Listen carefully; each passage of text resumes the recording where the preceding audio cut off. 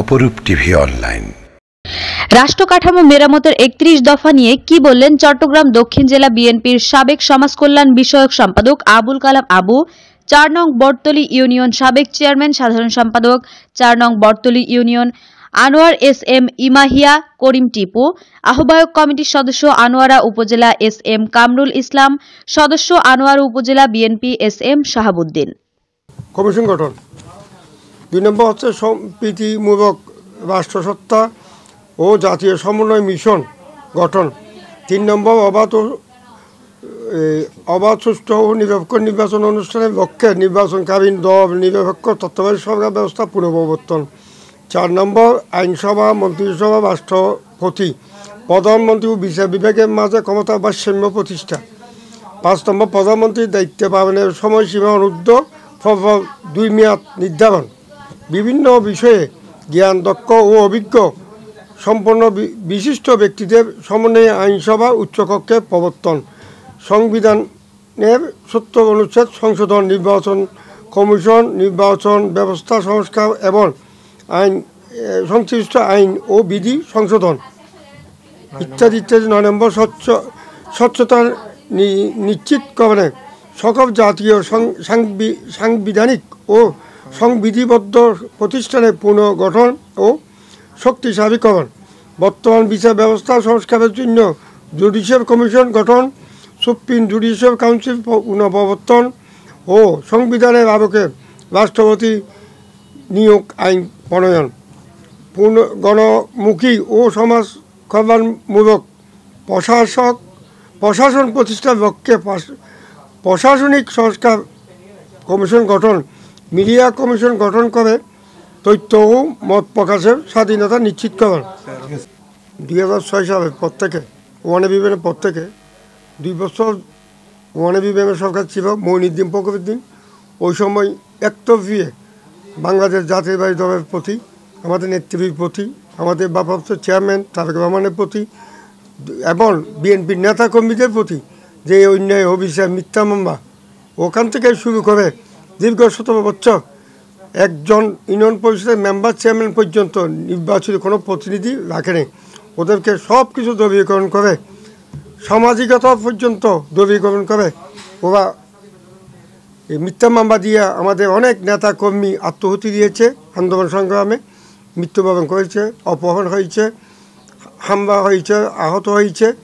ওদেরকে আমরা এখনও পর্যন্ত সুষ্ঠুভাবে অনেক আমাদের কর্মী অসুস্থ, ওদেরকে আমরা সাহায্য সহযোগিতা করতে পারি নাই।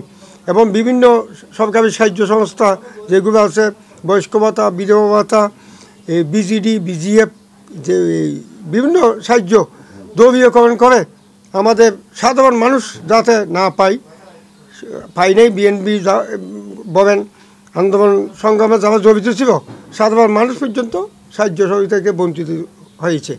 আমি আশা করব এই জাতীয় সরকার, বর্তমান অন্তর্বর্তীকালীন সরকারকে আমরা আহ্বান করব ওইগুলি বাতিল করে নতুনভাবে জনগণের পাশে গিয়ে আমরাও যেহেতু বাংলাদেশ জাতীয়তাবাদী দলের নেতাকর্মীরা জনগণের পাশে আছি, থাকবো ইনশাআল্লাহ।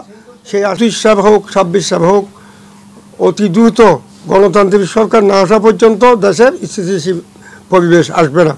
আমরা আশা করব, আমি ব্যক্তিগতভাবে আশা করি, আমার দলও আশা করে, দ্রুততম সময়ে দেশের সংস্কার করে, রাষ্ট্র কাঠামোকে সংস্কার করে দ্রুত নির্বাচনে ব্যবস্থা করার জন্য আমরা আশা করব। বাংলাদেশ জাতীয়তাবাদী দল দীর্ঘ ১৭ বছর প্রশাসনিক রাষ্ট্রীয় অবকাঠামো এত কিছু করার পরেও বিএনপিকে ভাঙতে পারে নাই, বিএনপিকে বঞ্চিত করতে পারে নাই।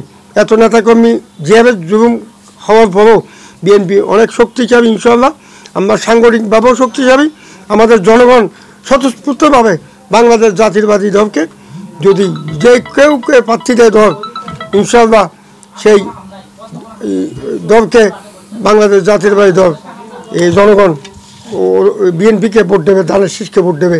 সে মহোদয়ের নির্দেশ আছে, আমার দলেরও নির্দেশ, চূড়ান্ত নির্দেশ। আমরা যারা দুর্দিনে যারা আছি, যারা দুর্দিনে মামলা হামলা শিকার, যারা নির্যাতিত, তাদেরকে মূল্যায়ন থাকবে। নতুন যারা নতুন প্রজন্ম বিএনপি করতে চায় বিএনপি করবে, যারা ফ্যাসিস্টের সহযোগী ওরা কোনো অবস্থায় আমাদের দলে আসতে পারবে না।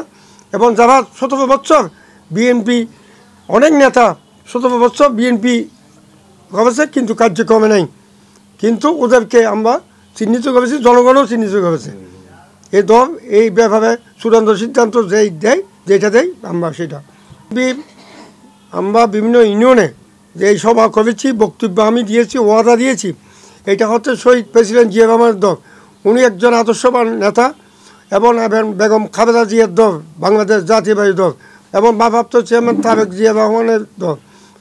রহমানের দল। সুতরাং এখানে অন্যায় করার কোনো সুযোগ নেই। যারা অন্যায় করবে তাদেরকে আমরা দলের সিদ্ধান্ত নেবে, বহিষ্কার করবে, আমরাও দল থেকে ওদেরকে বাদ দিয়ে দেবো। অন্যায় ছানাবাজি, যারা অন্যায় জুলুম করবে, তাদের জায়গা দখল করবে, ওদেরকে আমার দল কোনো অবস্থায় গ্রহণ করবে না। দলের অপরূপ টিভি অনলাইন।